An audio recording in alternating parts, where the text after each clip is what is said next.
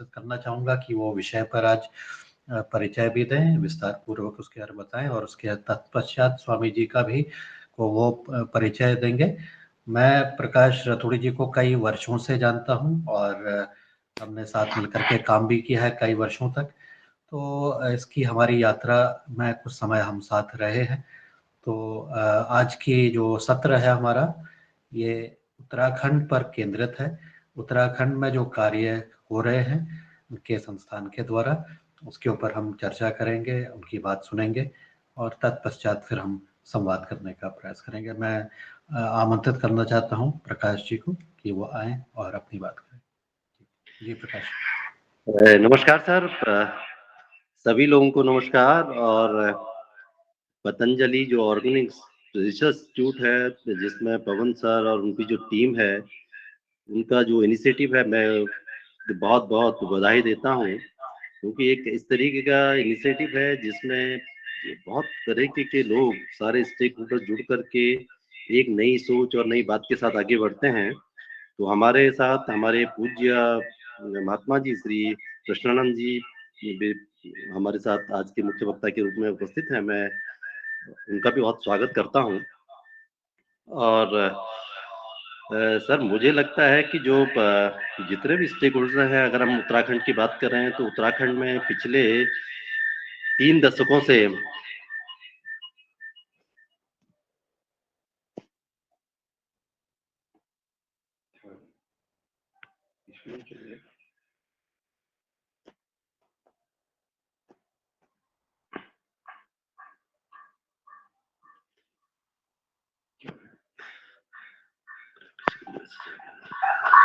वहाँ संभवतः दूसरा फोन भी है जिसमें कनेक्शन है, तो उसको जरा सी दूर कर दीजिएगा तो ये आवाज नहीं गूंजेगी। तो अब मुझे उसका लगता है कि जो उसका वॉल्यूम बंद कर दें, वॉल्यूम कम कर दें तो अगर हम विकास की बात करते हैं, तो अगर हम किसी गांव के विकास की बात कर रहे हैं, तो मुझे लगता है कि एक गांव के अंदर अगर हम देखते हैं तो मुख्यतः उसमें 4-5 चीजें बहुत महत्वपूर्ण हैं, जिसको बनकर के एक पूरा गांव की संरचना होती है। जिसमें हम देखते हैं कि अगर हम बात कर रहे हैं कि जो एक जनरल जो लेक्चर में आता है कि हम 5 जगह की बात करते हैं, उसमें हम जमीन की बात करते हैं, उसमें जल की बात करते हैं, उसमें जानवर की बात करते हैं, है ना, उसमें हम जल, जंगल, जमीन, और जो सबसे महत्वपूर्ण पार्ट है वो है हम लोग जो जन है उस गांव में। तो हम सब लोग ये जानते हैं कि जितनी भी हम एक्टिविटी करते हैं, सब हमारे द्वारा एक्टिविटी की जाती है, और महत्वपूर्ण रोल इन सब के संरक्षण और संवर्धन में जो हमारा जो मुख्य भूमिका रहती है वो जन की रहती है, हम मनुष्यों की रहती है, हम मानव की रहती है। तो मुझे लगता है जो उत्तराखंड के परिप्रेक्ष्य में हमने देखा, ये बहुत छोटे से राज्य होते हैं, बहुत छोटा राज्य हमारा उत्तराखंड का है, और बहुत सारे हिमालयी राज्यों में घूमने का अवसर मुझे मिला, बहुत देश के बहुत सारे राज्यों में जाने का अवसर मिला। मुझे लगा कि जहाँ-जहाँ पे लोग संगठित हुए हैं, चाहे वो संगठित खेती के लिए हुए हैं, चाहे वो संगठित जो है अध्यात्म के लिए हुए हैं, चाहे वो संगठित जो है अपने जो सामाजिक कार्य हैं, सामाजिक दायरे हैं, सामाजिक दायित्व हैं, उसके लिए हुए हैं, चाहे अध्यात्म के लिए हैं, वो बेहतर रिजल्ट उनके रहे हैं। और संगठन ही एक ऐसा महत्वपूर्ण चीज है जिससे हम बहुत सारे जो कार्य हैं, जो बहुत सारे जिसको हमें लगता है कि कार्य बहुत असंभव हैं, बहुत सारे कठिन हैं, उन कार्यों को हम आसानी से कर सकते हैं। अब रही बात संगठन कैसे मजबूत होगा, जो हमारा अपना अनुभव है। संगठन में अगर हम देखते हैं, तो संगठन तो बना तो लेते हैं हम लोग, लेकिन उस संगठन को कैसे हम वाइब्रेंट रखें, वो संगठन कैसे मजबूती के साथ आगे बढ़ें, वो एक बहुत महत्वपूर्ण इश्यूज है।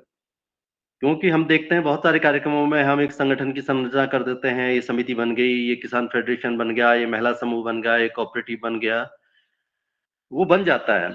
लेकिन वो कैसे निरंतर आगे बढ़े, उसमें कैसे वो गतिविधियां आगे चलती रहें, वो एक महत्वपूर्ण पार्ट है। जो मुझे लगता है कि महत्वपूर्ण पार्ट ये है कि कैसे हम उस संगठन में जो लोग हैं उसकी पार्टिसिपेशन हम कैसे बढ़ाएं उसमें। पार्टिसिपेशन एक बहुत महत्वपूर्ण बात है। मैं एक छोटा-सा एग्ज़ाम्पल देना चाहूँगा। मैं एक किसी गाँव में गया, तो मुझे लगा कि जो हमारी परंपरा है जैसे स्वागत होता है जनरली, तो मैंने देखा कि वहाँ पे नई तरीके के स्वागत की परंपरा थी। वो जब स्वागत कर रहे थे जो टीम आई थी हम लोगों की, उनका जो स्वागत कर रहे थे तो जो उनका बोलने का तरीका था, वो ये कह रहे थे कि हमारी जो आंगनवाड़ी वर्कर हैं वो इनका स्वागत करेंगे। वो ये कह रहे थे कि ये जो हमारे राशन के जो डीलर हैं वो इनका स्वागत करेंगे। वो ये कह रहे थे कि जो हमें पानी मुहैया कराते हैं, सुबह-सुबह पानी खोलने वाले जो हमारे सम्मानित व्यक्ति हैं, वो इनका स्वागत करेंगे। वो ये कह रहे थे कि जो हमारी जो गाँव की जो मीटिंगें होती हैं उसमें सबको सूचना देने वाले व्यक्ति हैं, वो स्वागत करेंगे। वो ये कह रहे थे कि जो हमारे गाँव में जो कोई भी काम होता है, उनके साथ गवर्नमेंट के साथ लाइज़निंग अच्छी है, लोगों के साथ लाइज़निंग अच्छी है, वो स्वागत करेंगे। तो इसका मतलब ये है कि वो उस गाँव के हर वर्ग को, हर एक्सपर्टीज़ को अपने अंदर उनका पार्टिसिपेशन ले रहे थे, तो मुझे लगा कि ये बहुत महत्वपूर्ण चीज़ है। क्योंकि एक छोटी-सी बात है, लेकिन ये मुझे लगा कि बहुत महत्वपूर्ण है। तो ये पार्टिसिपेशन एक बहुत महत्वपूर्ण है जो संगठन में को मजबूत बनाती है।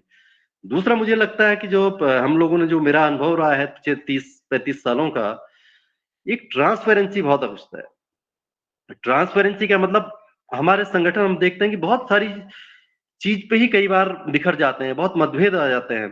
तो हम अगर ट्रांसपेरेंसी को बनाए रखें, ट्रांसपेरेंसी के लिए के बहुत माध्यम हैं। आजकल तो सोशल मीडिया के बहुत माध्यम आ गए, आजकल तो फ़ोन हो गए आपके और भी बहुत सारे तरीके हो गए हैं। तो आजकल वीडियो कॉन्फ्रेंस हो रही है, अब जा नहीं पा रहे हैं, बैठ नहीं पा रहे हैं, आधे घंटे में बात कर सकते हैं। जो ट्रांसपेरेंसी है, वो भी दूसरा बहुत महत्वपूर्ण चीज़ है। तीसरा जो मुझे लगता है कि जो तीसरा महत्वपूर्ण चीज़ है कि कम्युनिकेशन। हम किसी बात को अगर उनसे कह रहे हैं तो उस बात का कोई अर्थ ऐसा हो कि जो सही से समझ में आ जाए। हमने कोई बात बहुत लंबी कही जो समझ में नहीं आई, तो उससे जो है कन्फ्यूजन हो जाता है। तो कम्युनिकेशन एक बहुत महत्वपूर्ण चीज़ है।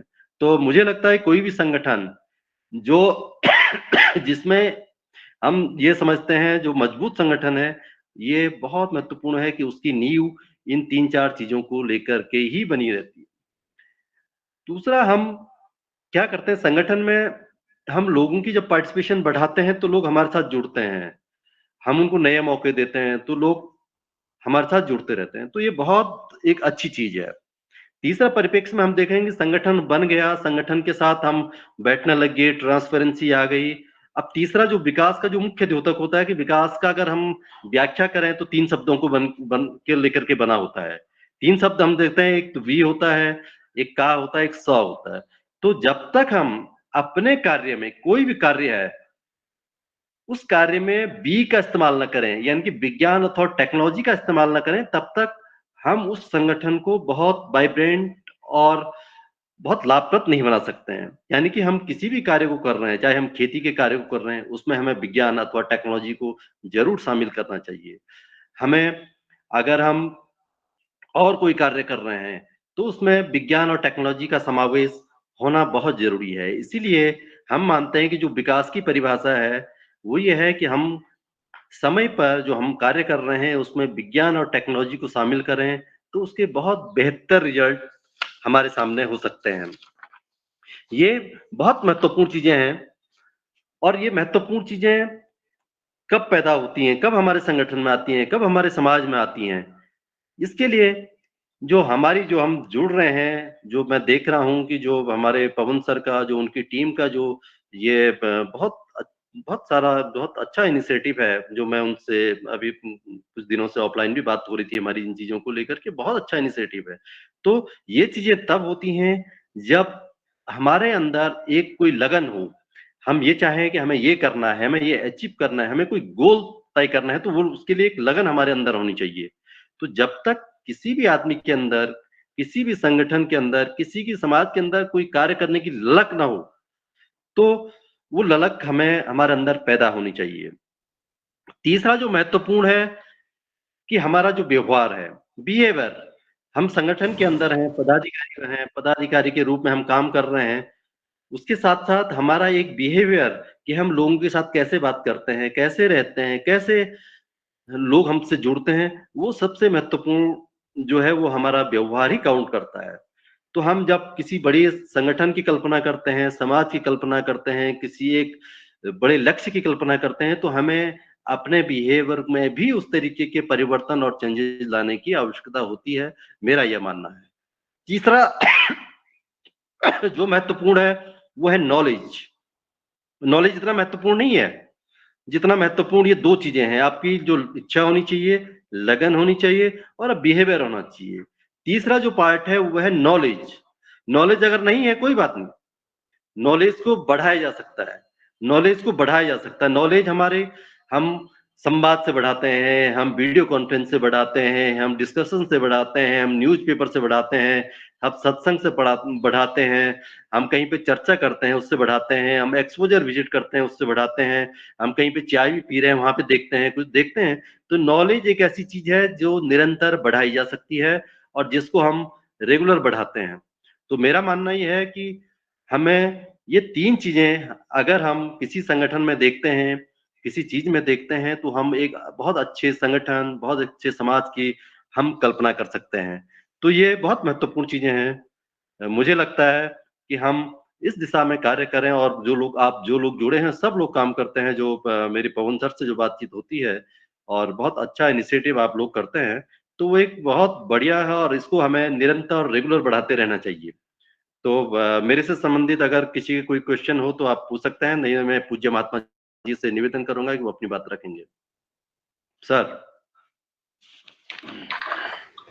जी, जी। जी, प्रकाश जी बहुत धन्यवाद, बहुत बढ़िया। इस संगठन के बारे में हम योगाहार में भी चर्चा कर रहे थे, तो हो सकता है कि अगर कोई हमारे साथियों के कोई प्रश्न हो कि संगठन कैसे बनेगा, कैसे चलेगा, कैसे स्थायी रहेगा, और भी जो प्रश्न हैं, हो सकता है कि हमारे बीच के कुछ साथी इस विषय पर बातचीत करें। लेकिन मैं अनुरोध करना चाहता हूँ कि आप पूज्य स्वामी जी को बुलाएँ और उनको भी हम बात सुन लें। उसके बाद फिर हम चर्चा पर करेंगे। जी। बिल्कुल, बिल्कुल। गुरुर्ब्रह्मा गुरुर्विष्णु गुरुदेवो महेश्वरः गुरु साक्षात् परब्रह्म तस्मै श्री गुरुवे नमो। पूज्य महात्मा जी अपनी बात रखेंगे। बंदो दीन दयाल हरि कृपा सिंधु सुखधाम जगदीश्वर प्रभु हंस को कोटि कोटि प्रणाम। सभी भक्तजनों को सादर जय श्री सच्चिदानंद। हम सभी लोग एकत्रित हुए हैं अध्यात्म और भौतिक का समन्वय करते हुए पॉजिटिव सोच के साथ हम जो भी कार्य करेंगे हम उसमें सफल होंगे और आगे बढ़ेंगे। जैसे कि हमारे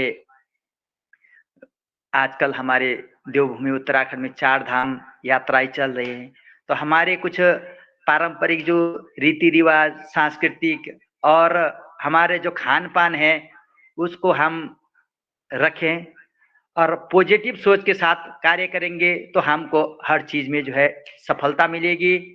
और अध्यात्म भौतिक अध्यात्म का समन्वय करते हुए हम अपने जीवन को सुखमय आनंदमय बना सकते हैं। इन्हीं शब्दों के साथ सबको सादर जय श्री सच्चिदानंद।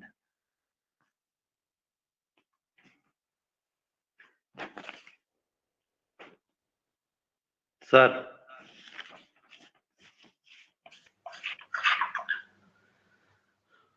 जी, जी। टाइम हो तो हाँ, बिल्कुल, बिल्कुल। प्लीज़ आप जो आपके ग्राम स्तर पर होने वाली विभिन्न गतिविधियाँ, उनका क्या प्रभाव, उनका क्या कितनी एक्सटेंट पर हो रही हैं, क्या-क्या शिविर आपके लग रहे हैं, उस विषय पर आप बताएँगे तो मेरे हमारे सदस्य जो हैं, उनको जानकारी मिलेगी। और इसके आपके जो संगठन है, इसकी शुरुआत कहाँ से हुई? कैसे इसकी शुरुआत हुई? इसका विस्तार कितना हुआ है? किस तरह से ये आगे बढ़ा हुआ है? इस विषय पर भी आप अपने वक्तव्य दीजिए। सर,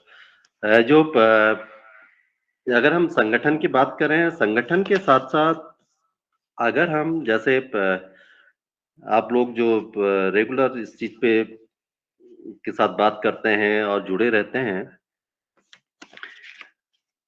हम लोगों ने जो शुरुआत की थी, पहले एक बहुत छोटा-सा कॉन्सेप्ट हम लेके गए थे गाँव में, जिसको जो पवन सर जानते हैं, कि उस समय 2000 के शुरुआती दौर में या 1998-99 में एक शुरुआत की थी गाँव स्तर पे, कि एक महिला प्रेरक बनाने की, जो आज आप लोग जो बहुत अच्छे उसमें जो गाँव-गाँव में अपने इलाकों में कर रहे हैं, तो एक ऐसा उत्तराखंड का एक इंटीरियर इलाका था जो हमारा उत्तरकाशी का नौगाँव से जुड़ा हुआ जो इलाका था, वहाँ पे हमने एक महिला प्रेरक के हर गाँव में महिला प्रेरक की शुरुआत की।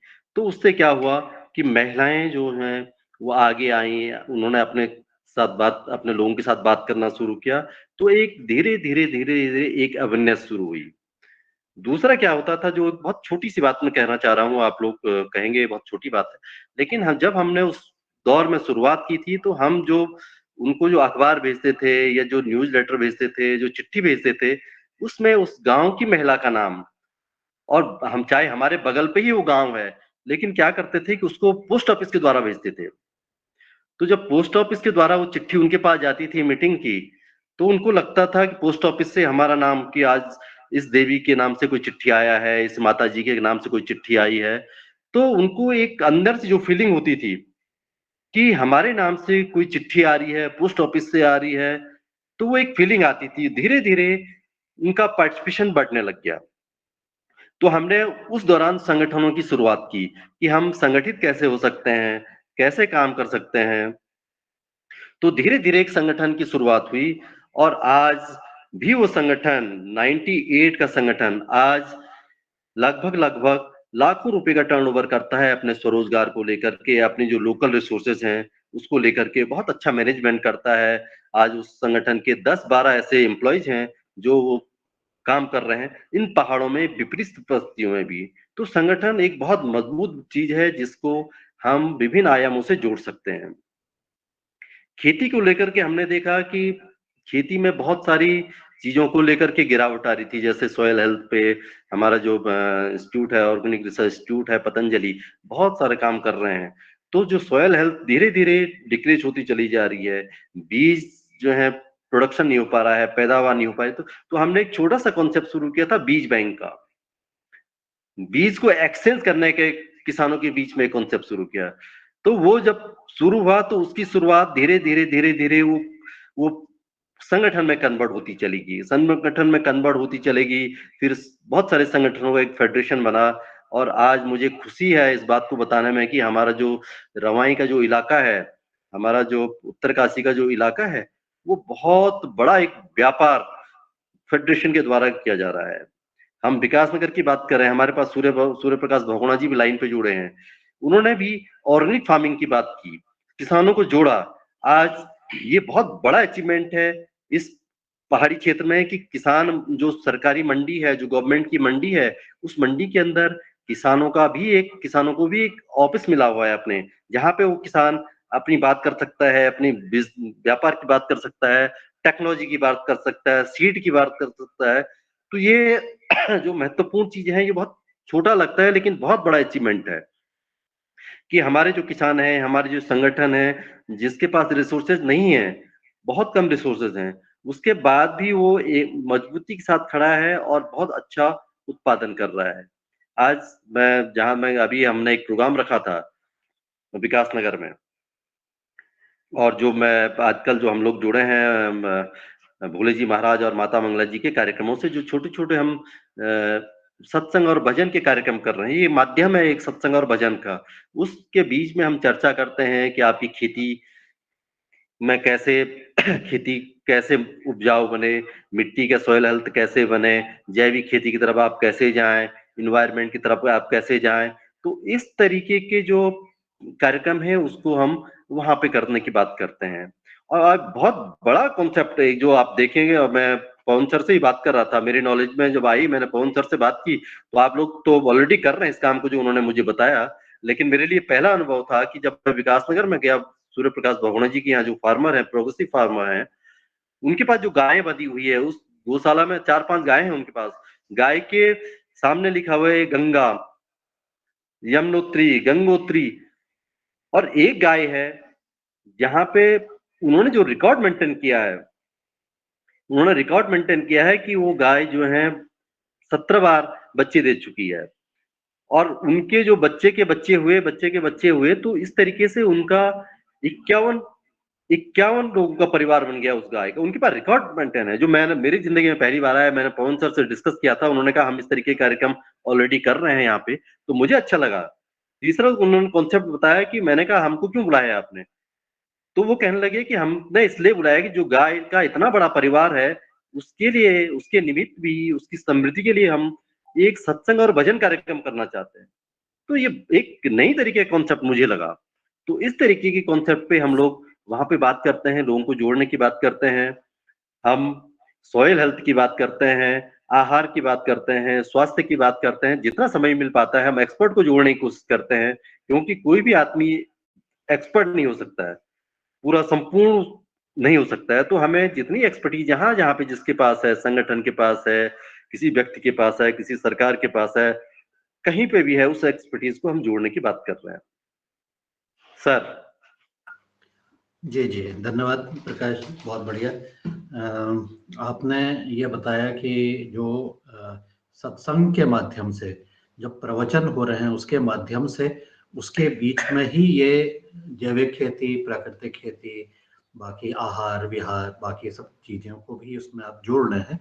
तो इसमें सामान्य से यह है कि लोगों की प्रतिक्रिया क्या है, क्योंकि पहले भी अगर हम जाते हैं केवल सत्संग करते हैं तब क्या होता है, केवल हम लेक्चर देके जैविक खेती का लेक्चर दे देंगे तब क्या होगा, और दोनों का जब आपने मिश्रण कर लिया है और इसको इंटीग्रेट किया है, तो आपके ख्याल से प्रतिक्रियाएं क्या है लोगों के मन में, आम जन के मन में किस प्रकार की भावना बढ़ रही है और कितनी लोगों तक ये बात पहुंच रही है सकारात्मक रूप से, इसमें सर अपना अनुभव मुझे लगता है कि जो जब हमने देखा, और मुझे लगता है कि हर गांव में, हर शहर के अंदर, हर कॉलोनी में आज कीर्तन मंडलियां और भजन मंडलियां हैं, ऑलरेडी एग्जिस्टिंग हैं। वो जो है शादी ब्याह, इस तरीके की जो हमारे अवसर होते हैं, मुंडन होता है, नामकरण संस्कार होता है, इस तरीके के कार्यक्रमों में लोग उनको इनवाइट करते हैं और वो भजन करते हैं। ये बहुत अच्छी बात है। हमने केवल उसमें थोड़ा सा एक सेट करने का काम किया है कि हम उन संगठनों में, उन्हीं के कार्यक्रमों में एक सत्संग का कार्यक्रम हमने जोड़ा है, हमने एक उसमें हेल्थ का एक कार्यक्रम जोड़ा है, हमने उसमें एक खेती का कार्यक्रम जोड़ा है। तो उससे क्या हुआ कि लोग, एक नया स्वरूप उनको देखने को मिला है कि पहले जो मंडलियां होती थी, कीर्तन करते थे, भजन करते थे, अगर हमारे पास 2 घंटे हैं, 3 घंटे हैं, वो टाइम दे रहे हैं, तो 3 घंटे वो उपासना ही करते थे, भजन करते थे। तो अब उनको उस 3 घंटे में भजन भी हो जाए, भगवान का स्मरण भी हो रहा है, हेल्थ की बातें भी हो रही हैं, खेती की बात भी हो रही है, और कैसे जो इस तरीके के कार्यक्रमों से जुड़े, उसकी बातें भी हो रही हैं। तो ये एक नया स्वरूप, जो मुझे लगता है कि एक नया स्वरूप आया है। मैं अभी रुड़की के इलाके में था, जो हमारे बहुत स्वैच्छिक संगठन है, उन्होंने बहुत अच्छी तरीके से पार्टिसिपेट किया उसमें, और उनकी जहां जहां पे प्रेजेंस थी, और बहुत अच्छी प्रेजेंस, हमारे जो सोशल जो एनजीओज हैं, जो संगठन है, उनकी बहुत अच्छी प्रेजेंस है। तो वहां पे हमने इस कार्यक्रम को किया, और मुझे इस बात को बताते हुए बहुत खुशी हुई कि हम पिछले 23 तारीख से आज जो है हम 10 मई तक हमने 12 उन स्थानों पे बड़े बड़े हेल्थ कैंप भी ऑर्गेनाइज कराए हैं, जहां पे इस तरीके के इनिशिएटिव हुए हैं कि 7 या 4, कहीं पे 4, कहीं पे 7 जो डॉक्टरों की टीम जाती है, वहां पे हेल्थ कैंप होती है, हेल्थ कैंप होता है, चेकअप होता है ना, मेडिकल वैन जाती है। तो ये इस तरीके का इंटीग्रेटेड प्रयास है ना। अभी हम सॉइल हेल्थ की बात कर रहे हैं, इससे पहले हमने आपके इंस्टीट्यूट के साथ ही मिलकर के 2 ऐसे ऑनलाइन मीटिंगें ऑर्गेनाइज करा दी हैं उन्हीं के साथ। और उससे क्या हो रहा है कि लोग, अब उनको लगता है कि ऑर्गेनिक की बात हो रही है, खेती की बात हो रही, सत्संग की बात होती, तो लोग धीरे धीरे जुट रहे हैं। आज भी अगर मैं देखता हूं, तो पहले हम 3 दिन में एक प्रोग्राम करते थे, 2 दिन में एक प्रोग्राम करते थे, आजकल 1 दिन में 3 प्रोग्राम करने पड़ रहे हैं, है ना। और डिमांड यह है कि हमने 2 जगह रात को ही प्रोग्राम किए, यानी कि लोग चाहते हैं कि इस तरीके के जो प्रोग्राम हो वो हों, क्योंकि इसमें लोगों को लगता है कि अब हमें हेल्थ के प्रति जागरूक रहना है, खेती के प्रति जागरूक रहना है, और आध्यात्म का चिंतन करते रहना है। तो इस तरीके के काम को आगे बढ़ा रहे हैं, और जो निरंतर आगे बढ़ रहे हैं। मुझे बड़ी खुशी हुई है। एक डाक पत्थर हमारे यहाँ पे अगर हम देहरादून के पास की बात करें तो हम उम्मीद करते थे कि हमारे ये छोटे से कार्यक्रमों में 20 लोग होंगे, 30 लोग होंगे, 40 लोग होंगे। तो जब हमने डाक पत्थर में गए तो हमने देखा, हमने कहा क्या हो रहा है यहाँ, क्या कार्यक्रम चल रहा है? बोला ये आप ही के इंतजार कर रहे हैं। तो हमने कहा ये इतने सारे लोग, तो आपको यकीन नहीं होगा, मुझे बताते हुए बड़ी खुशी है कि 450 से ऊपर लोग इकट्ठा थे। बहुत अच्छी बात है। सहसपुर एक जगह पे है, वहां पे हम गए, वहां पे 300 के आसपास लोग थे। तो मुझे लगता है कि इस तरीके का जो इंटीग्रेशन है वो एक बहुत अच्छा परिणाम उसके आ रहे हैं और बहुत अच्छी तरीके से जुड़ रहे हैं। तो मुझे लगता है जैसे ऑर्गेनिक फार्मिंग के हमारे जो सूर्य प्रकाश बहुगुणा जी, वो बहुत सारे इलाकों में उन्होंने इस तरीके की फार्मिंग की बात की है। जो हम कहते थे कि सत्संग और भजन क्या कार्यक्रम होते हैं, एक इलाका ऐसा था हमारे उत्तराखंड में जहाँ पे लोग कहते थे कि लोग जुड़ते नहीं है।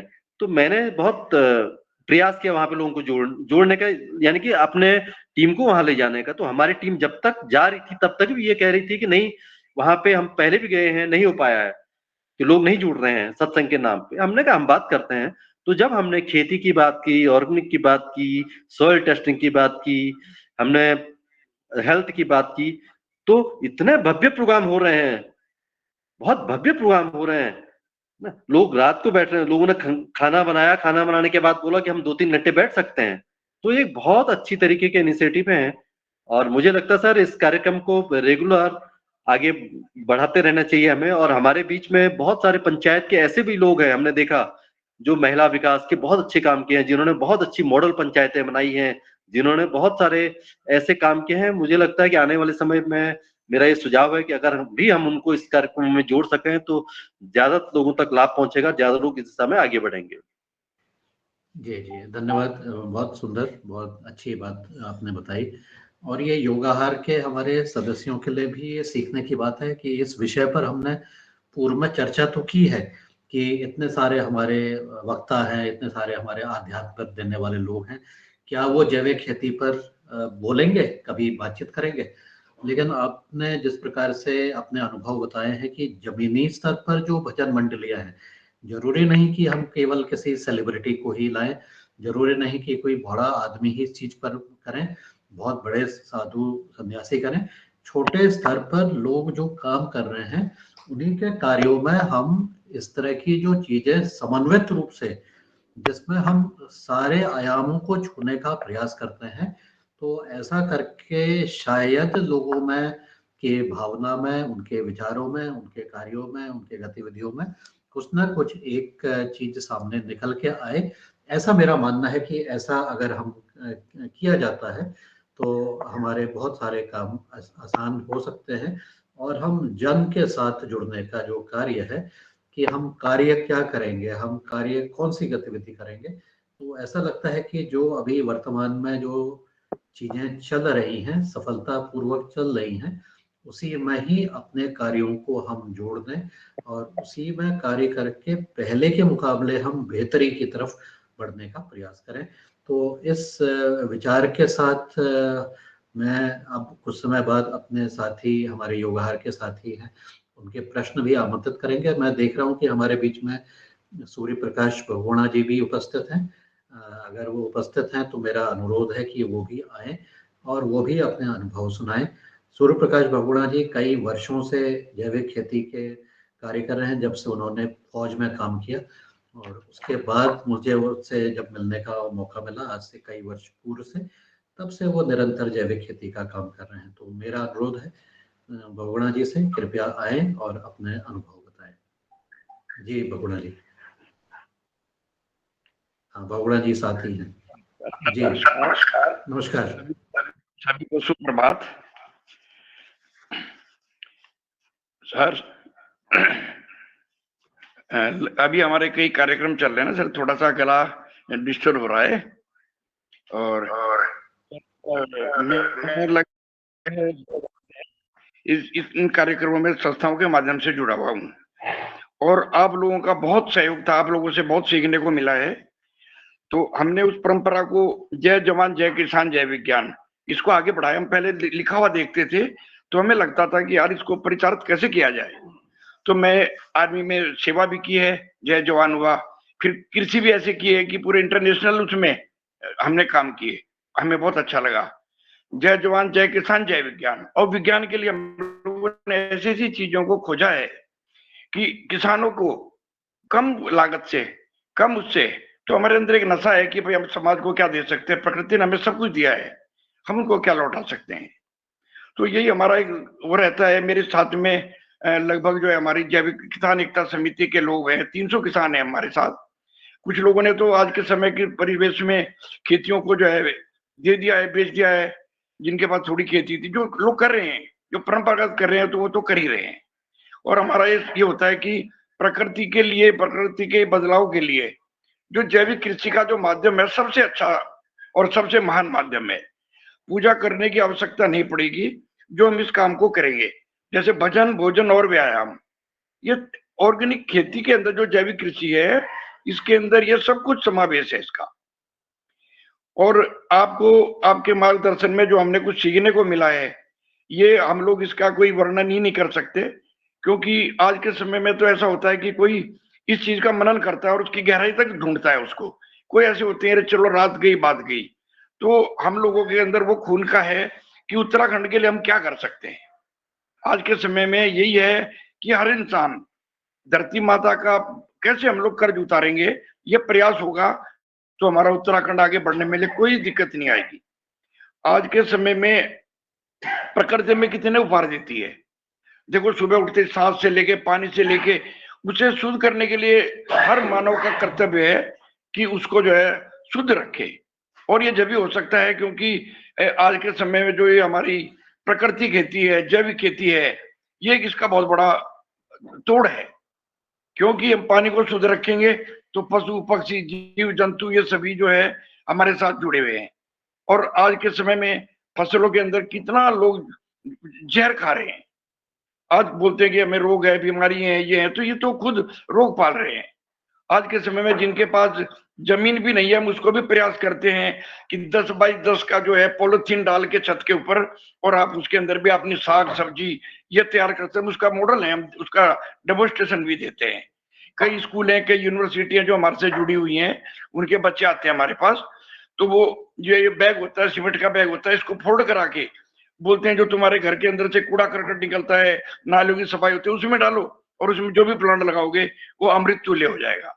तो लोगों ने बहुत इसको स्वीकार किया है और बहुत अच्छा लगता है कि हम इस मिशन के लिए आप लोगों के माध्यम से, कई संस्थाओं के माध्यम से जब हम अपनी वार्ता रखते हैं तो उनको बहुत अच्छा लगता है कि यार वाकई में ये जो चीज है ये नेचर के करीब है, और भगवान के लिए ये भक्ति से ज्यादा कुछ भी नहीं है। क्योंकि इसका जो अंश है, हम शुद्ध हवा कर रहे हैं तो प्रकृति को लग रही है वो, तो इससे ज्यादा और प्रकृति के नजदीक क्या हो सकते हैं।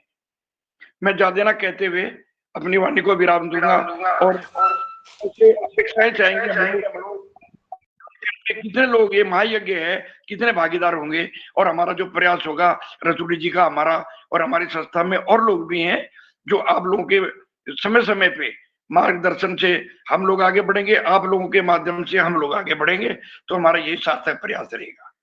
सर धन्यवाद, धन्यवाद बहुगुणा जी, बहुत सुंदर। आपका गला और स्वास्थ्य सही रहे, अच्छा रहे, यही कामना है।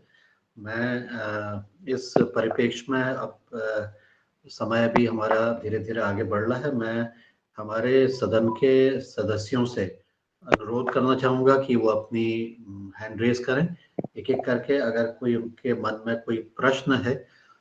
ये इस प्रकार की जो नवाचार किया गया है, इस नवाचार में आप लोगों के क्या विचार हैं, आप लोगों का क्या सोचना है, आप लोग किस प्रकार से इस चीज को देखते हैं कि यह कार्य किस प्रकार से आगे बढ़ सकता है, और हमने इससे क्या सीखा।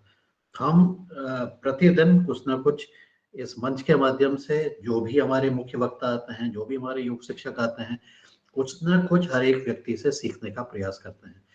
तो आज के जो हैंड रेज हो रहे हैं, मैं सबसे पहले दिनेश सेमवाल जी से ही अनुरोध करता हूं कि वो अपनी बात कहें, और तत्पश्चात वो मंच का भी संचालन करेंगे। साथ ही फिर अन्य जो हैंड रेज हो रहे हैं, एक एक करके सबकी बात करते हैं।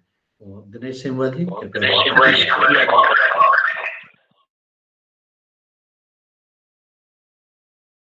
जी आदरणीय, बहुत-बहुत धन्यवाद। और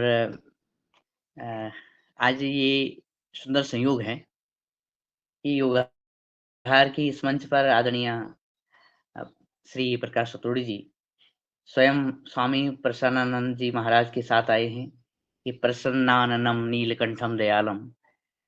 अ, ये अनुभूति हमें हो रही है और आपके साथ-साथ ही आदरणीय प्रकाश बहुगुणा जी उपस्थित हैं इस मंच पर। और सभी योगाहारियों की तरफ से पुनः आपका हार्दिक स्वागत। आदरणीय आदरणीय, जैसे आपने कहा कि उत्तराखंड में हंस फाउंडेशन वास्तव में जो कार्य है, एक बहुत बड़ी आशा और कह सकते हैं कि एक ऑक्सीजन जैसा प्राणवायु दे रही है उत्तराखंड की, खास करके दूर-दराज के जनपदों को, वहाँ के गाँवों को। और अभी आपने बहुत सारी जैसे खेती से संबंधित और अन्य गतिविधियों के बारे में बताया। लेकिन मैं जो शुरुआत से जानता हूँ, यानी मैंने सुना है और कुछ देखा है, स्वास्थ्य के प्रति बहुत ही तन्मयता के साथ ये फाउंडेशन कार्य कर रही है और लोगों को ये आशा है कि जब तक हम फाउंडेशन से जुड़े हैं, तो हम स्वास्थ्य के प्रति अस्वस्थ हैं। तो ये बात है। लेकिन मेरे मन में एक प्रश्न ये भी है कि जैसे योगाहार का ये सिलसिला चला है ऑनलाइन का, उत्तराखंड भी जुड़ा हुआ है, अन्य प्रदेश, कई प्रदेश जुड़े हुए हैं।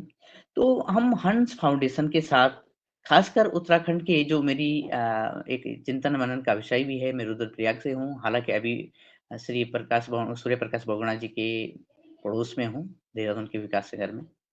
तो जहाँ भी जाएँ हमारी खेती जो है, कम जोत के कारण वो बंजर हो रही है। तो हम योगाहार के माध्यम से और अपने हंस फाउंडेशन के सहयोग से किस तरह से समन्वय कर सकते हैं कि इस खेती को, जो बंजर होती जो ज़मीन है, बंजर होते जो पहाड़ हैं, इनको आबाद करने में हम आगे बढ़ें। ये मेरे मन में बहुत बड़ा प्रश्न भी है और आज आप स्वयं आए हैं तो फिर उसका उत्तर भी हमें मिले, ऐसी मैं आशा करता हूँ। जी, आदरणीय।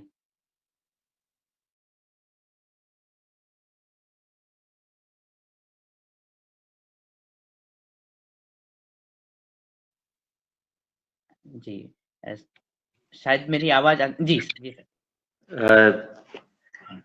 बहुत-बहुत स्वागत और बहुत ही अच्छा एक जिसको हम कह सकते हैं कि इसको हम इन कार्यक्रमों के माध्यम से इस पे एक अच्छा समन्वय स्थापित करके इस कार्यक्रम को आगे बढ़ा सकते हैं। जैसा कि हमने मुझे लगता है कि हमने जो बात कह रहे हैं आप, हमने कुछ दिन पहले से उसकी शुरुआत हो चुकी है, मुझे ऐसा लगता है पवन सर, क्योंकि हम इस जो इंटीग्रेटेड जो हमारा जो प्लान है, हम उस इंटीग्रेटेड प्लान को हम मुझे लगता है कि एक हमने अप्रैल महीने में और एक मई महीने में हमने इसको शुरुआत की है, जो इनिशियली शुरुआत की है और अभी हमने जो उसकी शुरुआत की है ऑनलाइन। हमने करीब 30 किसानों के साथ देहरादून, विकासनगर और उत्तरकाशी के कुछ किसानों को जोड़ा था। उसके बाद हमने जो दूसरी जो हमने कॉन्फ्रेंस की थी, उसमें चमोली चमोली के, रुद्रप्रयाग के और उत्तरकाशी कुछ किसान उसमें जुड़े थे और किसान ही नहीं बल्कि जो किसानों के साथ जो काम कर रहे हैं, जो ऑर्गेनाइजेशन है, उनके जो हेड हैं, उसमें से भी सेलेक्टेड हेड कि जो वाक़ई में काम कर रहे हैं, जो खेती के प्रति जिनका चिंतन है, जिनका मनन है, उस दिशा में जो लोग काम कर रहे हैं, उनको जोड़ने का हम प्रयास कर रहे हैं। और जैसे कि अभी पवन सर से हमारी जो बातचीत हुई है, हम उसको एक ऐसा प्लान डेवलप करने की बात कर रहे हैं कि जिसको हम एक जैसे ही प्लान हमारा डेवलप होता है, जो थोड़ा मैच्योरिटी लेवल पे आता है, हम उसको इस फ़ोरम पे लाने की कोशिश करेंगे। लेकिन हमारे मन में है कि हम क्योंकि मैं चमोली का रहने वाला हूँ, उत्तराखंड में ही करीब-करीब 94 से इस खेती के क्षेत्र में और सामाजिक क्षेत्र में काम करता हूँ।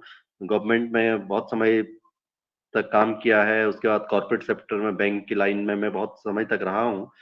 तो मुझे कहीं न कहीं ऐसा लगता था कि हमें जो हमारी जो खेती है वो जो चिंता आपने व्यक्त की उसी चिंता की मैं बात कर रहा हूँ। तो निश्चित रूप से हम इसका समन्वय करेंगे और हम अभी इनिशियल फेज़ में हम सो 1 टू 1 पे टेलीफ़ोन पे बात भी कर सकते हैं ताकि हम एक प्लान की तरफ, और कुछ हम एक गोल, एक छोटा-सा गोल बनाएँ, बड़ा गोल बनाएँ, कोई बड़ा एक ऑब्जेक्टिव रखें, उसके बाद छोटे-छोटे पैरामीटर्स हमारे क्या हो सकते हैं, उस दिशा में हम एक एक्शन की तरफ उसमें बढ़ेंगे।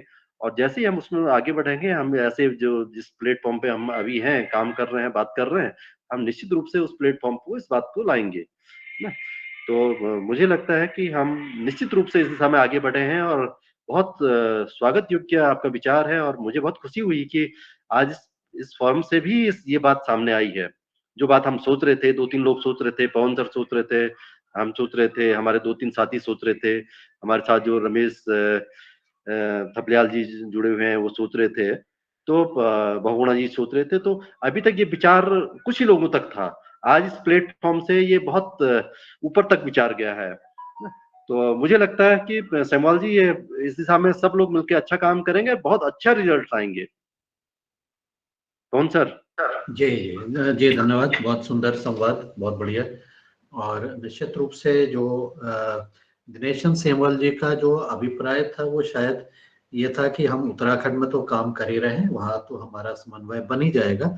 लेकिन अन्य राज्यों में क्या इस तरह की जहाँ से माँग निकल के आती है, जहाँ लोग इंटरेस्टेड होते हैं, वहाँ पर हाँ, इस तरह से काम करने की, नॉलेज शेयरिंग करने की क्या और संभावनाएँ हो सकती हैं? क्योंकि सर मुझे मुझे लगता है कि जी। हाँ सर जी, हाँ मुझे जी, लगता प्रकाश है भाई। कि ये जो इस तरीके की बात करते हैं, तो मुझे लगता है कि जो हंस फाउंडेशन की प्रेज़ेंस है, वो अभी 28 स्टेट में है। और इस तरीके के कार्यक्रम हमारे होते हैं, जैसे अभी अप्रैल में वो एक बहुत अच्छा कार्यक्रम था, जहाँ से हर स्टेट के लोग आते हैं और बात करते हैं आपस में। ऐसे ही जुलाई में एक बहुत बड़ा अच्छा कार्यक्रम, जहाँ पे हर स्टेट के लोग जुड़ते हैं, ये हरिद्वार में होने जा रहा है। इस तरीके से अगला जो नवंबर में एक कार्यक्रम होना है, वो हरिद्वार में होना है, जिसमें हर स्टेट के लोग जुड़ते हैं। तो मुझे लगता है कि इस छोटी-छोटी मीटिंगों के द्वारा हम एक ऐसा प्लेटफ़ॉर्म बनाएँ, जहाँ पे हम पूरे जो जितने स्टेट हैं, उस स्टेट के लोगों के साथ बात कर सकते हैं, और उस कार्यक्रम को वहाँ तक ले जा सकते हैं। क्योंकि ऑलरेडी हर स्टेट में इस तरीके के संगठन हैं, और उसको हम स्ट्रीमलाइन कर सकते हैं, दोनों को समन्वय स्थापित करके। जी, जी, जी, बहुत बहुत सुंदर। तो आज ये शुरुआत हमारी हो गई है। मुझे ज़्यादा जानकारी नहीं थी कि अलग-अलग राज्यों में किस प्रकार के संगठन हैं। तो हमारे योगाहार के जो सदस्य हैं, उन संगठन और उनका योगाहार के जो सदस्य हैं, उनका आपस में समन्वय राज्यवार अगर होता है, तो निश्चित रूप से जहाँ पर भी साथ मिलकर के काम करने की आवश्यकता है, जहाँ पर संभावनाएँ हैं, वहाँ निश्चित रूप से इस तरह से आगे बढ़ा जा सकता है। तो आज के इस समन्वय के साथ हम आने वाले समय पर इस चीज़ पर और गंभीरतापूर्वक विचार करते हैं, और योगाहर के इस मंच से जहाँ-जहाँ से माँग आएगी, वहाँ पर निश्चित रूप से उस माँग आधारित चीज़ों का रिस्पॉन्स मिलेगा, ऐसी मेरी अपेक्षा है कि हंस फाउंडेशन और साथ मिलकर के हम इस प्रकार से काम कर पाएँगे। अब इसी के साथ में और किसी के अगर कोई टिप्पणी? मुझे जी। लगता है कि हमारे बीच में जो एजुकेशन के जो हमारे कोई रावत जी मुझे दिख रहे हैं, मिस्टर अमीन रावत जी दिख रहे हैं, ये उत्तरकाशी में बहुत अच्छा काम करते हैं। तो मुझे लगता है कि जैसे हमारे साथ वैसे गुरुजन लोग जुड़ रहे हैं, तो हम उनके सहयोग से भी उन क्षेत्रों में, क्योंकि उनका अपना एक बहुत अच्छा वहाँ पे एक अपना वो रहता है, सम्मान रहता है, एक पहचान रहती है। तो इस तरीके का हम एजुकेशन जो इंस्टीट्यूट हैं, जो उनके साथ भी आगे बढ़ा सकते हैं, तो ताकि एक बृहद रूप में हम इसको एक आगे बढ़ा सकें।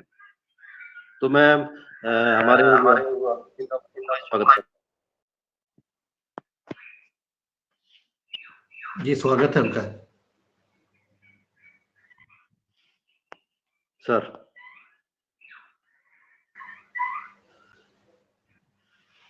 वो आप बुला लीजिए उनको। जी। नहीं, वो अभी अगली बार जी, जी, जी। चलिए, अब हम अभी हैंड रेज़्ड मेरे पास आ रहे हैं। हरिंदर कुमार जी का हैंड रेज़्ड है, उसके बाद फिर रमेश्वर मेहरा जी पर आएँगे। हरिंदर जी अनम्यूट करके अपनी बात कहिए। नमन सभी को बहुत अच्छा लगा जानकर। और मैं रांची झारखंड से बोल रहा हूँ, और हम लोग भी चाहते हैं कि इस तरह का संस्था से जुड़ें और समझें, सीखें और भी कई ऐसे संस्था है जो जिनसे जुड़ा हुआ हूँ और काम कर रहे हैं, लाइक सस्टेनेबिलिटी पर, एनर्जी पर। तो ऐसे बहुत सारा लोग, जितना हम लोग हो सके उसे आराम से सब जुड़े और काम करें। तो अगर कोई वैसा ग्रुप है या कुछ है जहाँ पे हम लोग को जोड़ सके, या इंफॉर्मेशन वैसे मिलता रहे, कुछ वैसा माध्यम है, तो जरूर जुड़ना चाहेंगे। धन्यवाद। जी धन्यवाद। अपना नंबर, नाम आप चैट बॉक्स में डाल दीजिएगा, हमारी टीम आपको नंबर लेकर के बातचीत करेगी। अब मैं आगे रमेशन मेहरा जी को आमंत्रित करना चाहूंगा कि वो भी अपनी बात कहें, और जो जी संगठन ओम। पर इन्होंने अपने अनुभव बताए हैं उस पर भी अपनी टिप्पणी। जी ओम, सदन को नमन। आज के योग कक्षा बहुत अच्छी रही और चर्चा भी बहुत अच्छी चल रही। चर्चा में तो मैं बाद में जुड़ पाया क्योंकि मुझे एक काम से जाना पड़ा, पर मैंने जो कुछ अभी बाद में सुना उसके आधार पर कि ये संस्था जो है हंस संस्था पूरे भारत में काम कर रही है, ऐसा है। और ये अलग अलग क्षेत्रों में काम कर, अब जैसे हम जैसे कार्यकर्ता जो हैं, और इनके पास प्रत्येक जो नई भी संस्थाएं आती है वो सब जो है ऐसे ही लोगों को के पास पहुंचती है और उनसे बातचीत करती है। ऐसी स्थिति में हम लोगों को क्या करना चाहिए? मतलब बहुत सारी संस्थाएं आती है। जी ओम। जी, मैं जो प्रश्न समझा मेहरा जी का, वो ये था कि अगर हम अपने क्षेत्र का अवलोकन करते हैं, राज्य का, जिले का, तो हर जगह पर बहुत सारी संस्थाएं अलग-अलग तरीके से, कोई एनजीओ के रूप में, कोई फाउंडेशन के रूप में, कोई किसी अन्य तरह से ट्रस्ट के रूप में, बाकी कमर्शियल संस्थाएं भी आती हैं और अपनी-अपनी बातें सब कह पाती हैं। तो इनका जो प्रश्न है उसका तात्पर्य ये है कि जब बहुत सारी संस्थाएं आती हैं तो लोगों के मन में कई बार प्रश्न होता है कि हम किससे जुड़ें, किससे नहीं जुड़ें। कई बार जब सरकार की संस्थाएं आती हैं तो वो अपने अपने विषय पर ही बातचीत करती हैं। जो कृषि वाला है वो कृषि पर बातचीत करेगा, पशुपालन वाला है पशुपालन पर बातचीत करते हैं। तो ऐसा एहसास होता है कि जमीनी स्तर पर बहुत सारे लोग आकर के अपनी अपनी बात कहना चाहते हैं। क्यों रमेशन मेहरा जी, क्या मैं सही समझ रहा हूँ? तो इसमें जी सर, जी आपके सर, जी सर। हाँ, हाँ। तो आपका आपका अनुभव क्या है इसके बारे में भी जरा बताइए, क्योंकि आपका बहुत लंबा अनुभव है संस्थाओं के साथ भी। सर इसके बारे में मैं थोड़ा बताऊंगा। जी सर। सर ऐसा है, देखिए बहुत सारे संस्थाओं में, हमने बहुत सारी संस्थाओं में काम किया है। कभी शिक्षा के क्षेत्र में काम किया है, कभी किसानी के क्षेत्र में काम कर रहे हैं, और भिन्न भिन्न संस्थाओं से जुड़ करके, जैसे हम योगाहार से जुड़े तो योगाहार के माध्यम से भी हमने बहुत सारी चीज़ें प्राप्त की है। जिसमें हम सबसे ज़्यादा महत्वपूर्ण तो ये मान रहे हैं कि जो हमने ट्राइकोडर्मा का प्रशिक्षण लिया है वो बहुत हमारे लिए लाभकारी हुआ है। और लगभग लगभग हमने ऐसी 13-14 विधियां जो है योगाहार के माध्यम से लोगों के, किसान जो अलग अलग प्रयोग कर रहे हैं उनके संबंध में जानी, समझी, विचारी, और जो हमें अच्छी लगी उस पर हम लोग काम कर रहे हैं। पर अभी जब हम किसान के पास पहुंच रहे हैं, आज की स्थिति में जब किसान के पास पहुंचते हैं, और जो नर्मदापुरम की स्थिति है उसमें 3 फसल हो रही है, तो किसान जो है इस तरफ जिनके पास भी जा रहा है वो मतलब अच्छे, मैं जिसको अच्छा काम कह रहा हूँ या अच्छी खेती कह रहा हूँ, उस ओर नहीं बढ़ रहा है। वो जो अर्थ प्रधान जो खेती है जिसमें रसायन का भरपूर प्रयोग है, कीटनाशक का भरपूर प्रयोग है, उसको कर रहे हैं, और ना तो अपने स्वास्थ्य पे ध्यान दे रहे हैं, ना अपने बच्चों के स्वास्थ्य पर ध्यान दे रहे हैं कि उसका क्या प्रभाव पड़ेगा। इस पर चिंतन सर है नहीं ज़्यादा, ऐसा मैं महसूस कर रहा हूँ। जी हो सर मुझे लगता है मेरा साहब नमस्कार। मुझे मुझे लगता है कि ये बात आपने सही कही कि जो अलग अलग प्रोग्राम आते हैं वो अपने हिसाब से, अपने प्रोजेक्ट के हिसाब से गांव के संगठन को डिजाइन करते हैं, है ना? ये जी तो जी फैक्ट है। जी जी। लेकिन मेरा मानना जो है कि हम एक गांव में गए तो हमने जब वहां पे कोई एक्सरसाइज की तो हमने एक बोर्ड लिया, बोर्ड पे उसमें लिखने की कोशिश की कि कितने विभाग यहाँ पे काम करते हैं, कौन सी योजनाएं काम कर रही हैं। तो हमें पता चला कि वहाँ पर 19 तरीके के विभाग काम कर रहे थे। दोपहर में मिल जाओगे। हर एक हाँ विभाग का एक संगठन था। जी गांव के बीच में टोटल परिवार थे 20 जी परिवारों में 19 संगठन हैं। जी तो इसका मतलब एक परिवार का एक संगठन, अगर हम इस हिसाब से देखें। लेकिन हमारा ऑब्जेक्टिव क्या है? आप खेती की बात कर रहे हैं तो पूरे गांव की बात कर रहे हैं, हम स्वास्थ्य की बात कर रहे हैं तो पूरे गांव की बात, पूरे लोगों की बात कर रहे हैं, हम आहार की बात कर रहे हैं तो पूरे लोगों की बात कर रहे हैं। हमारा ऑब्जेक्टिव दूसरा है। हमें जो अपनी बात रखनी है जो एग्जिस्टिंग संगठन है, क्योंकि हम एक लॉन्ग की बात कर रहे हैं, हम एक छोटे टाइम की बात नहीं कर रहे हैं कि हमने कहा कि आज यहाँ एक कार्यक्रम होना है, आप 4 संगठन बनाओ, उसके बाद हम 4 महीने तक आए ही नहीं। हम एक ऐसे चीज को ले जा रहे हैं, एक ऐसे विचार को ले जा रहे हैं जो जीवन पर्यंत रहना है। स्वास्थ्य एक ऐसी चीज है, सॉइल हेल्थ ऐसी चीज है, ऑर्गेनिक एक ऐसी चीज है। तो हमारे पास हमारे मुद्दे, हमारी जो बातें हैं वो बहुत महत्वपूर्ण है। सवाल ये है कि हम अपनी जो महत्वपूर्ण बातें हैं, हम किस तरीके से, कैसे प्रभावी तरीके से अपनी बात को उस संगठन के बीच में रखें। जितनी प्रभावी तरीके से, जितनी सहजता के साथ हम अपने साथ लोगों को जोड़ेंगे, वो संगठन हमारे साथ जुड़ेगा और उनके साथ जुड़ेगा। हमें कोई आपत्ति नहीं है, वो जुड़ रहे हैं, हमारा मकसद भी है वो रोजगार से जुड़े हैं, शिक्षा से जुड़े हैं, हेल्थ से जुड़े हैं। हम तो गांव के सर्वांगीण विकास की बात कर रहे हैं, वो जुड़े हैं, हम भी जोड़ना चाहेंगे। लेकिन जो हमारा मुख्य थीम है कि हम लोगों की सहभागिता अपने कार्यक्रमों में बढ़ाएं, और जिस दिन हमने सहभागिता बढ़ा दी तो उसके बाद जो भी डिपार्टमेंट, जो भी संस्था वहां पे काम करने आएगी उसी संगठन के साथ आएगी। हर एक संगठन चाहता है कि उसको रिजल्ट तो देना होता है। अगर कोई प्रोजेक्ट आ रहा है वहां पे, लोग संगठित है, रिजल्ट आ रहा है उसको, तो उसका तो अचीवमेंट होना है वो। तो कोई भी ये चाहेगा कि हम उसी संगठन के साथ काम करें जो ऑलरेडी एग्जिस्टिंग है या जो काम कर रहा है।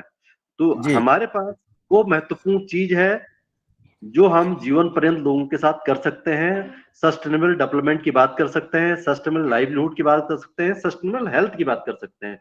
तो मुझे ऐसा लगता है कि हमें इस तरीके के इंटीग्रेशन को मिला करके अपनी बात को सहजता के साथ, प्रभावशाली के साथ रखेंगे तो संगठन जुड़ेंगे निश्चित रूप से। जी सर, जी ये धन्यवाद रमेश्वर मेहरा जी। मुझे आशा है कि कुछ आपके प्रश्नों का समाधान हो गया होगा। और ये जो बात कही है इन्होंने कि हम इंटीग्रेशन कैसे करें, हम समन्वय कैसे स्थापित करें, ये देखते हुए कि बहुत सारी संस्थाएं के अलग अलग उद्देश्य हैं, लेकिन कॉमन मुद्दा क्या है और कॉमन मुद्दा में साथ चलने के लिए कौन कौन सहभागी होना चाहता है या नहीं होना चाहता है, जो भी चीज है, तो उसको जांच परख करके उसके साथ जुड़ते हैं तो मुझे लगता है कि कुछ चीजों पर हमारी सहमति हो सकती है। अब मैं आगे, और भी हैंड रेज्ड है, मैं मुन्नीलाल यादव जी का ही हैंड रेज्ड है शायद, तो वो आके अपनी बात कहें और उसके बाद फिर ML गौड़ जी, उनको भी बुलाएं। जी, बहुत ही महत्वपूर्ण विषय पर चर्चा हो रही है।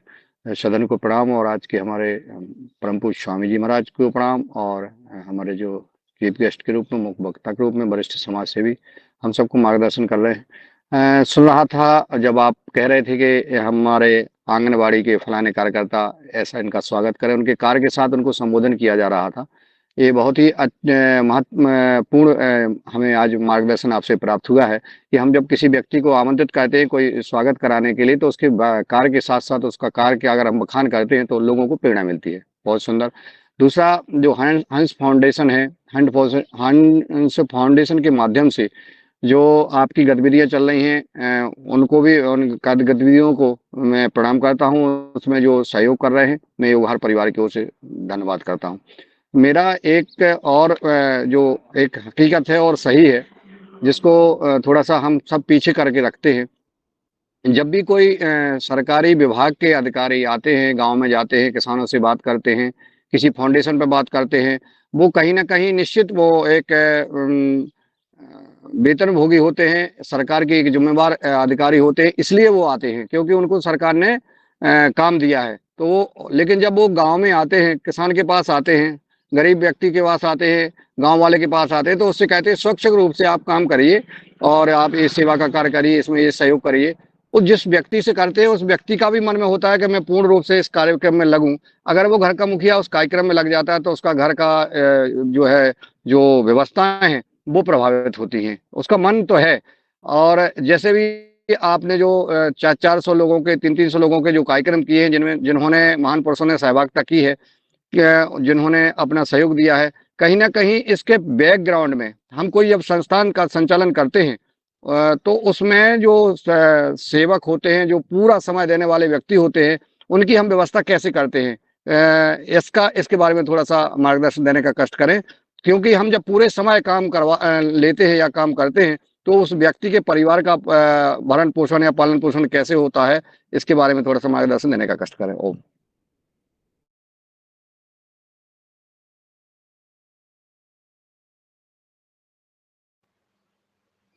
जी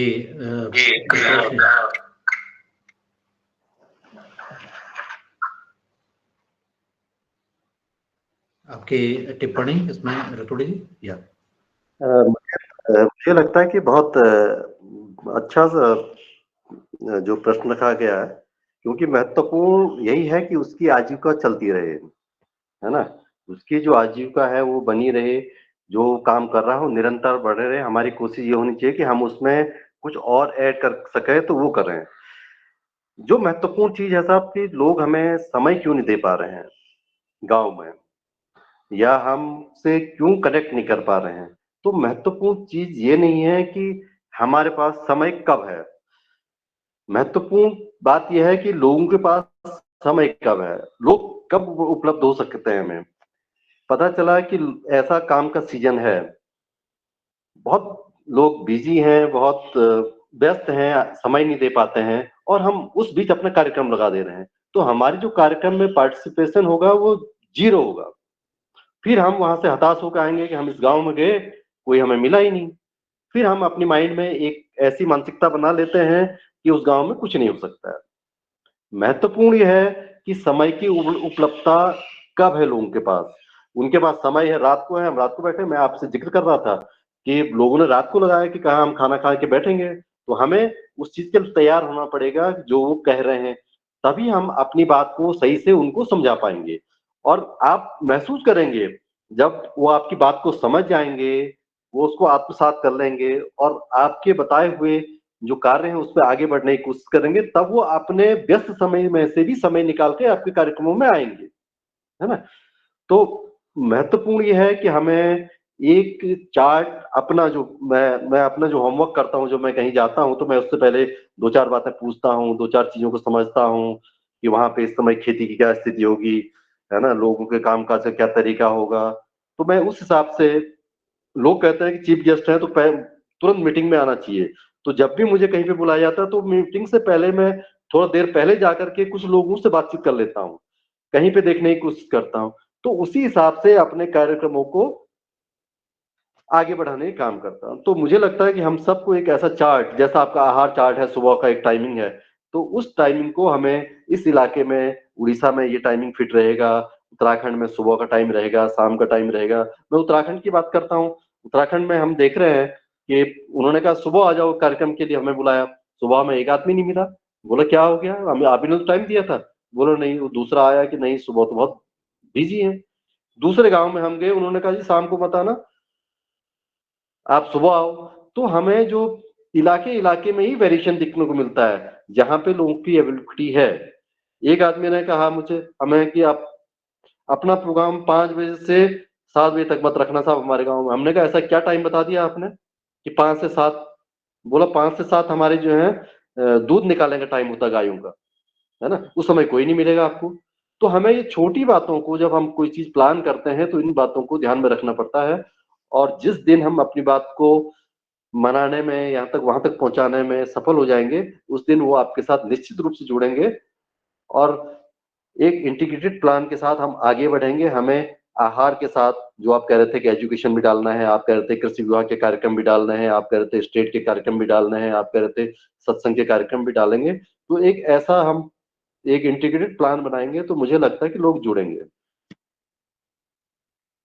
सर जी जी, धन्यवाद धन्यवाद। इसमें मैं ML गौड़ जी का मैं सवाल, आप आए और अपना प्रश्न या अपनी टिप्पणी देने का कष्ट करें। गौड़ साहब। जी ओम सदन को प्रणाम। आज के चीफ गेस्ट जो चर्चा अच्छी चल रही है उसमें जो आदरणीय मेहरा जी ने सवाल किया था और आदरणीय मुन्नीलाल जी ने भी जो बात कही है वो दोनों मेरे मन के ही प्रश्न थे। उसमें एक महत्वपूर्ण बात मुझे ये लग रही है कि हम किस संगठन से जुड़े नहीं जुड़े वो अपनी जगह है, परंतु हमें उस क्षेत्र की भौगोलिक स्थिति और कृषि आधारित जो काम है उसको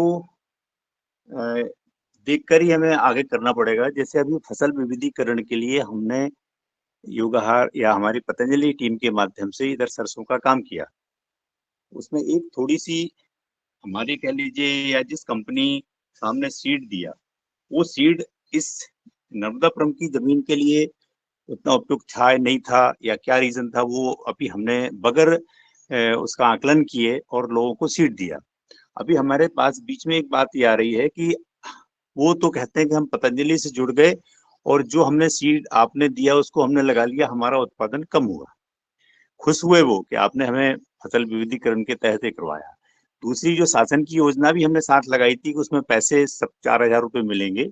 उसमें कुछ चीज़ें ऐसी हो गई हैं कि शायद उसमें 50% से अधिक लोगों को भी उस योजना का लाभ नहीं मिल पा रहा है।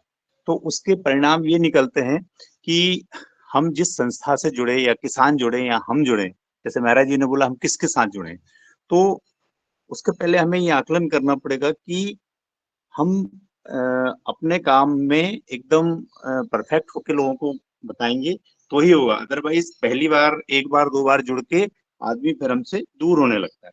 तो जिस मुद्दे के ऊपर हम चर्चा करते हैं, जिस फाउंडेशन संस्था से जुड़े हैं, जिससे जुड़े हैं, परंतु वो पहले आकलन कर ले कि उस क्षेत्र में उसकी आवश्यकता क्या है, कृषि से क्षेत्र। मेरा यही एक निवेदन था कि हम इस टाइप के कुछ प्रोग्राम सेट करें जिससे कि किसानों को डायरेक्ट लाभ मिले। अभी ये हुआ है कि उनकी यील्ड कम हुई है, मतलब 3-4 कुंटल प्रति एकड़ से लेके 6-7 कुंटल तक हुई है। दूसरा सीड जो इससे पहले लोगों ने लगाया था उसकी यील्ड बहुत अच्छी थी।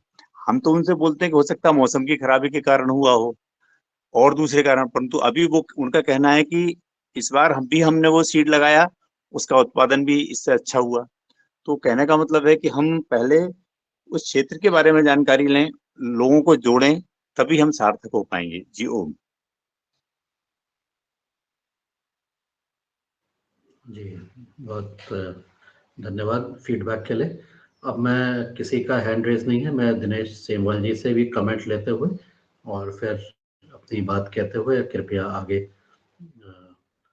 अपनी बात कहें और टिप्पणी भी दें।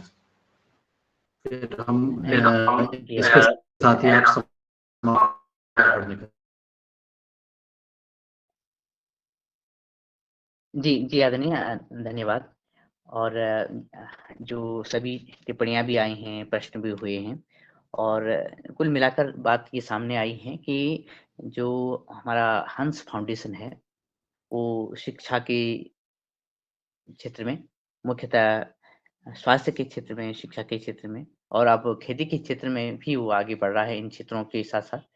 और आदरणीय आपने बताया है जैसे कि आप 28 राज्यों में कार्य कर रहे हैं। तो इसमें ये जो प्रश्न आ रहे हैं, जो कुछ प्रश्न रखे गए हैं कि हम किस तरह से किन संगठनों से जुड़ें, लेकिन उसकी सरलता से बात ये रखी गई है कि जो अपने क्षेत्र में सशक्तता के साथ कार्य कर रहे हैं और उनके परिणामों को हम देख भी रहे हैं। जैसे कहा भी गया है आदरणीय द्वारा कि एक-एक घर में 2-2 संगठन या 5-5 संगठन भी हमें मिल जाएँगे। लेकिन वो संगठन किस लिए हैं? क्या समाज सेवा के लिए हैं, सेवा के लिए हैं या फिर वो सरकारी योजनाओं की प्रतिपूर्ति के लिए और खाना-पूर्ति के लिए हैं? ये तो हमें एक सदस्य के रूप में, एक व्यक्ति के रूप में हमें समझने की आवश्यकता है। और उन बहुत सारे संगठनों, बहुत सारी संस्थाओं के जाल में न फँस करके, ऐसे संगठनों का हम चयन करें जिनके साथ हम आगे बढ़ सकते हैं, अपनी योग्यता के अनुसार, अपनी आवश्यकता के अनुसार। ये बात भी स्पष्ट हुई है और जिसमें हमें बड़ी आशा है कि हम योगाहार और हंस फाउंडेशन के साथ क्योंकि हंस जब हम सुनते हैं, हालाँकि जो नाम है वो बहुत ही एक महान पुरुष के नाम पे रखा गया है। लेकिन जो हंस अगर हम सामान्य रूप से यदि देखें तो नीर क्षीर विवेके इस भाव को भी देखें तो हम विवेकपूर्ण संगठनों के साथ आगे बढ़ कर के अपने कार्यों को, अपनी खेती को, अपने स्वास्थ्य को, अपनी शिक्षा को आगे बढ़ा सकते हैं। और ये बहुत ही सुलभ था आज आदरणीय पवन सर ने, आदरणीय श्री प्रकाश रतोड़ी जी को इस मंच पर में ला कर के दी है कि हम इस पर विचार कर सकते हैं और इस रूप में हम आगे बढ़ सकते हैं। और केवल उत्तराखंड ही नहीं, देश के अलग-अलग भागों से जहाँ से कि योगाहारी सदस्य आते हैं, सभी राज्यों में ऐसी संभावनाएँ साथ मिलकर के आगे बढ़ने की है। और अच्छी बात ये है कि जैसे योगाहार का एक शैली है और एक व्यवहार है, योग के साथ बढ़ना, खेती के साथ बढ़ना, स्वास्थ्य के साथ बढ़ना और हम हंस फाउंडेशन की जो सेवाएँ हैं, उनके साथ मिल कर के अगर सामंजस्य करने की संभावनाएँ आने वाले समय में होती हैं, तो हमारे कार्य में और भी वेग और भी बल मिलेगा और भी ऊर्जा एक साथ कार्य करने को मिलेगी। ये बात भी मुझे महसूस हो रही है और इस अभी जबकि 1-2 मिनट शेष हैं, तो हाँ, मेरे ख़्याल से कुछ हैंड रेज़ अभी तो नहीं है, लेकिन मैं तो आदरणीय पवन सर से भी निवेदन करूँगा कि ये चर्चा क्योंकि आज पहली चर्चा रही है आदरणीय मुख्य वक्ता जी की, लेकिन इसमें ये संभावनाएँ बन रही हैं कि हम जल्दी आपको पुनः भी सुनेंगे और पुनः सुन कर के क्योंकि आदरणीय सदस्यों को अभी हंस फाउंडेशन के बारे में कुछ-कुछ बातें ही मालूम होंगी। और कहीं-कहीं मालूम होंगी और जब लगेगा कि किस तरह से ये संस्था महत्वपूर्ण क्षेत्रों में कार्य कर रही है और जैसे मैंने शुरुआत में बताया कि यहाँ पे उत्तराखंड के खास करके रिमोट एरिया में लोगों को ये भान है, ये ज्ञान है और ये अनुभूति है कि हमारे स्वास्थ्य को लेकर के कितना महत्वपूर्ण वो कार्य कर रहे हैं और साथ ही अन्य क्षेत्रों में कार्य कर रहे हैं। तो ये जब हमारा लगभग ये समन्वय, संचार और ये आचार-विचारों का आदान-प्रदान होगा तो सभी आदरणीय सदस्यों तक ये बात पहुँचेगी और हमें जहाँ आवश्यकता होगी वहाँ हम मिल कर के कार्य कर सकेंगे। ऐसी में मन में एक कामना रख रहा हूँ। ऐसे मन में मेरा एक बुलबुला एक एक आशा खिल रही है और इसके साथ ही में अ, जबकि समय भी हो रहा है और अभी मेरे ख़्याल से हैंड रेज़ मुझे नहीं देख पा रहा हूँ। तो मैं आदरणीय श्री प्रकाश रतोड़ी सर से मैं निवेदन करता हूँ कि आज की चर्चा को लेकर के आप अंतिम रूप में अपनी तरफ से कुछ कहना चाहें, आपका हार्दिक स्वागत है और तत्पश्चात हम आदरणीय मुन्नीलाल जी भाई साहब से ही मैं निवेदन करूँगा बाद में कि आप इस कार्य को आज के सत्र को संपन्न करने की कृपा करें। पहले आदरणीय श्री प्रकाश रतोड़ी सर।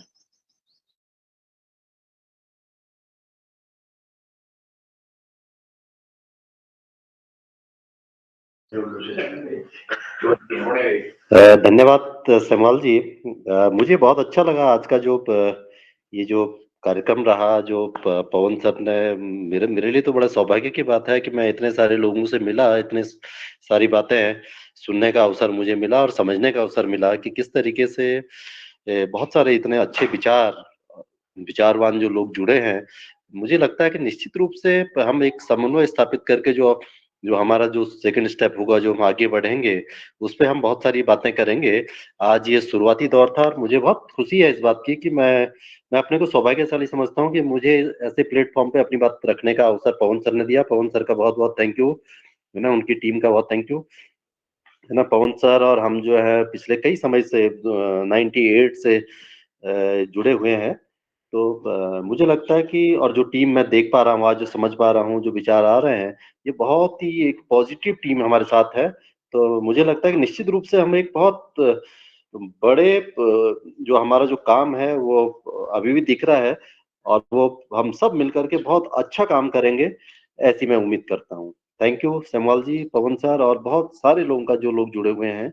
है ना? मैं देख पा रहा हूँ रमेश चंद थपलियाल जी भी हमारे साथ जुड़े हैं सर, थराली से बहुत ही बढ़िया काम कर रहे हैं, है ना? तो वो बहुत बढ़िया काम कर रहे हैं अपने इलाके में, चमोली के इलाके में, देहरादून के इलाके में। तो अभी हमारे साथ पिछली मीटिंग में भी थे, तो मैं उनका भी स्वागत करता हूँ और सब लोगों का बहुत-बहुत स्वागत करता हूँ। बहुत धन्यवाद सर।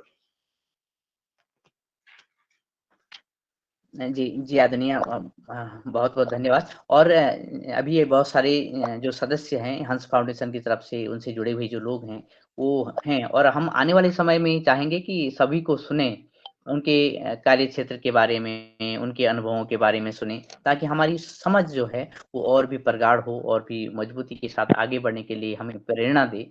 मैं ऐसी भी कामना करता हूँ। और मैं मेरे ख्याल से मैं आदरणीय पवन सर से ही निवेदन करूँगा कि आदरणीय आज आप मुख्य वक्ता जी का आप स्वयं ही धन्यवाद करें, तो ये निवेदन मैं करता हूँ।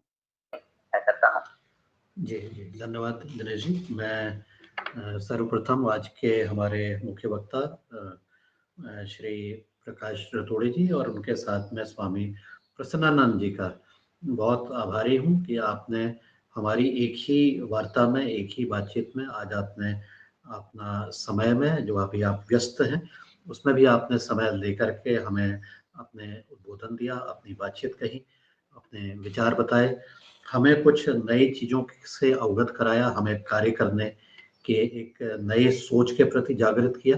और जो इंटीग्रेशन की बात हम कर रहे थे, उसमें हमने जो अभी तक के जो धार्मिक संगठन थे और अन्य ऐसी संस्थाएं थी जो छोटे-छोटी कड़ियाँ थी, छोटे-छोटे लोग जिसको हम कहते हैं, उनको के साथ मिल कर के हम किसी भी जगह में, कोई ऐसा नहीं है कि बड़े स्तर पर काम करें, एक छोटे से स्तर पर, गाँव के स्तर पर किस प्रकार से सबका साथ लेते हुए, सबको सम्मान देते हुए और इस तरह से आगे बढ़ने की एक विचार दिया है, जिसको कि आप प्रैक्टिस भी कर रहे हैं।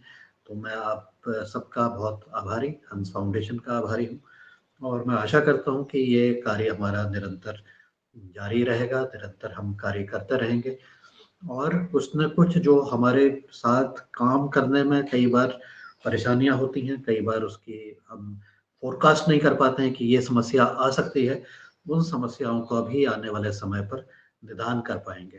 तो ऐसा करते हुए जब हम कई सारे विचार मिलेंगे और कई सारी चीज़ें एक ही लक्ष्य की तरफ बढ़ने का प्रयास करेंगे, तो निश्चित रूप से हम गलतियाँ कम करेंगे। तो इस चीज़ के लिए जो ट्रांसपेरेंसी वाली आपने बात कही है कि सब कुछ बिल्कुल खुला होना चाहिए, ओपन होना चाहिए, वो भी हमारे लिए बहुत बड़ी सीख है कि किस प्रकार से हम अपनी चीज़ों को आगे की तरफ लक्ष्य को ले जाने का प्रयास करते हैं। मैं आपको यह भी अवगत कराना चाहता हूँ कि अब अगर आप योगाहार से जुड़ते हैं, तो प्रत्येक बृहस्पतिवार को हम भारतीय इतिहास के ऊपर बातचीत करते हैं। मैं इसलिए बता रहा हूँ क्योंकि ये कल का हमारा जो सत्र है, पिछले कई महीनों से प्रत्येक प्रत्येक बृहस्पतिवार को हम भारतीय इतिहास, उसमें हमारी अभी संस्कृति रही है, उस पर हम चर्चा करते हैं। तो अगर आपके पास समय होगा, आपके जो इच्छुक लोग हैं, जो उत्साही लोग हैं, उनके पास समय होगा तो वो हमारे योगाहार सत्र को जुड़ सकते हैं। जो लोग योग करना चाहते हैं, वो योग के सत्र में भी जुड़ सकते हैं। तो योगाहार कार्यक्रम पूर्ण रूप से एक स्वैच्छिक कार्यक्रम और इसमें जो अलग-अलग दिनों पर कुछ चीज़ें हमारी तय हो गई हैं। जैसे कि प्रत्येक शनिवार को हम ट्राइकोडर्मा के ऊपर बातचीत करते हैं। बहुत सारे हमारे किसानों ने अपने घरों में लैब स्थापित कर ली हैं और वो ट्राइकोडर्मा का उत्पादन स्वयं कर रहे हैं, जिससे कि आपकी मृदा का स्वास्थ्य अच्छा बना रहे और आपका उत्पादन भी अच्छी तरह से निकल के सामने आए। तो ऐसे बहुत सारे प्रयास इस मंच के माध्यम से निरंतर किए गए हैं, किए जाते रहे हैं और नया कुछ सीखने का भी निरंतर प्रयास हो रहा है। मैं आज अपनी बात को यहीं विराम देते हुए आपका अभिनंदन करता हूँ। साथ ही आज की हमारी मुख्य योग शिक्षिका रंजना जी का भी बहुत अभिनंदन है कि उन्होंने भी बहुत उत्साहपूर्वक योग कराया और इतना कह कर के मैं अपनी वाणी को विराम देता हूँ, सबको धन्यवाद देता हूँ और आशा करता हूँ कल फिर से मिलेंगे। आप सबको बहुत-बहुत धन्यवाद। नमस्कार।